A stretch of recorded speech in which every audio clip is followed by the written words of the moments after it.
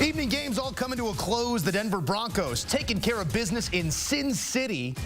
As Bo Nix rolls right and finds Courtland Sutton. Nix finished 26 of 42, 273, 2 touchdowns, both to Courtland Sutton. Vegas wouldn't show any quit, but Gardner Minshew forced out of this game. That forced Desmond Ridder into it. That forced a fumble. Nick Bonito with the strip. That's Malcolm Roach with the recovery. Some details from there inside 2 minutes, but by all measures, this one in the books, 29-19, your final from Las Vegas, with Nix improving his team to 7-5, 21 total touchdowns for the rookie quarterback, both the record and the touchdowns first amongst rookies this season. And for more on the action, let's take you out to Allegiant Stadium, where Trent Green, part of our NFL on CBS family, is standing by. Trent, always great to be with you here. And I want to tip my cap at Bo Nix, but I also want to examine some of the reasons why. And I want to start with the head coach. You see the emotion of Sean Payton as he comes off the field. What has he done to this point to put not just his quarterback, but this team in the best position possible? Well, I think it's the confidence that this team is playing with. I think when you talk about Sean Payton, it's the experience that he's been with. He knows what it's like to have young developing quarterbacks. He knows what it's like to build a team, to have playoff success, to push things forward. He understands what happened a year ago. They were in a similar situation record-wise and didn't finish off the season very strong, ultimately missing out on the playoffs. So he's trying to keep the energy level high. He has a young quarterback that is learning every week. He hasn't thrown an interception the last 3 games. He's completing about 75-80% of his passes the last 3 games, and really that offense is playing well, and Courtland Sutton has been a big reason for it. So trying to find some balance, get the running game going, but also the defense coming up the way they did at the end of this game. The second half, the defense was outstanding. You're taking me all the places I want to go here. Let's start with Courtland Sutton. What does that do for a young quarterback to develop that sort of relationship with a wide receiver one, to know that when the look isn't clean or it doesn't break the way you're thinking it might, to have that sort of talent at your fingertips? Well, and here's the thing about Courtland Sutton. His second year in the league, he had over 1,000 yards, and then he had the ACL injury. In the last 3 seasons, he's trying to build back off of that. 800 yards receiving on average the last 3 years. But this year started off really slow. But then, as you said, getting that connection with Bo Nix and what they've been able to do, averaging 7 catches over the last 5 games, 7 catches and just under 100 yards per game. So he's getting dialed in. It's a safety blanket for him, really, especially down in the red zone.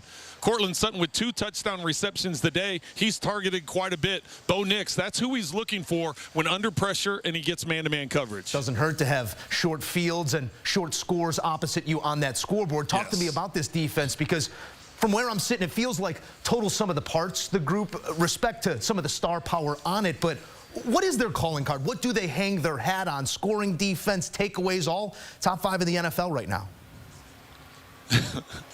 I was going to say, you just named it all. They're top 10, top 5 in third down, in red zone defense, in stopping the run, in what they've got in terms of the passing game. They're able to get pressure. They lead the league in sacks. They're second in pressures. They like to blitz. I think they lead the league in the NFL in blitz as well. And that counts when you have 7 or 5 guys rushing. So a lot of times they'll bring both edges with Bonito and Cooper, and they've got that inside presence. No Zach Allen today, so that was a big loss for them in the interior part of that defensive line, but he will be back and be back soon. I thought they stepped up, played very well, especially, like I said, in the second half when they needed the sacks, they needed the turnovers, they needed the pressures. That's when they were able to come through. You add it all up and it equals 7-5, very much alive in that playoff picture. Trent Green, another fantastic call. We appreciate you stopping by here on HQ. Thank you.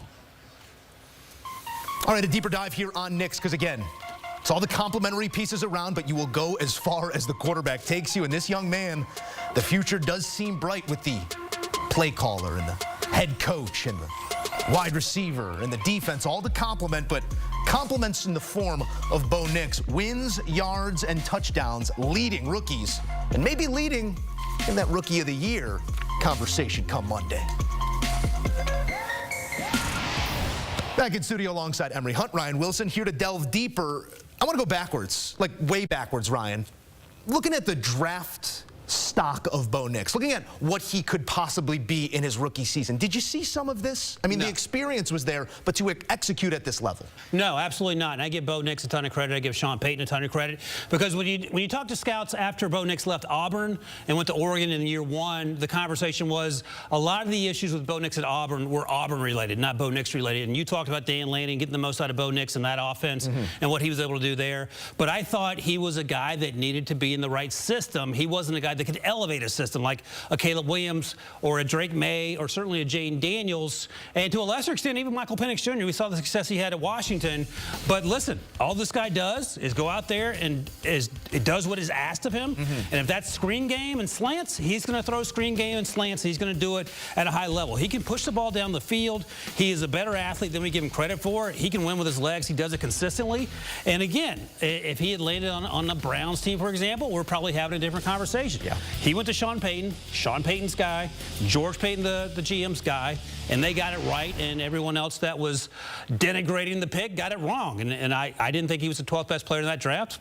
I was proven wrong, and I own that. Emory, how much of it is relationships? Because another reference point here for Nix and for Sean Payton is the relationship last year between Sean Payton and his quarterback and Russell Wilson. It didn't work out. Russ wasn't terrible the way people might make you think. The numbers were okay, but the relationship was fractured. What do you make of the relationship between those two right now? We talked about this a lot. It's the coaching part of it, right? Think about what we saw him do at Auburn. It was a lot of QB run, a lot of stuff that we saw Cam Newton do, a lot of stuff that we saw Nick Marshall do and guys of that ilk. But then we saw him at Oregon spread the field, slants, quick screens, bubble screens, accuracy. And what does that do, Joe? That means you got to start backing up into your zone, getting your drops. And what does that do? Now he takes off and run, right? Yeah. And what we're seeing with the Broncos, spread the field, 42 pass attempts, right? They're asking him to throw a lot of short passes. Now you got to get back into your zone drops. Now Bo Nix is taking off looking exactly like he looked at Oregon. And I think that's just, to your point, relationships, coaching, understanding what skill set works with the guy. Sean Payton had a game plan for Drew Brees. When Drew Brees went down, he had a game plan for Teddy Bridgewater. We saw him get the most out of Taysom Hill.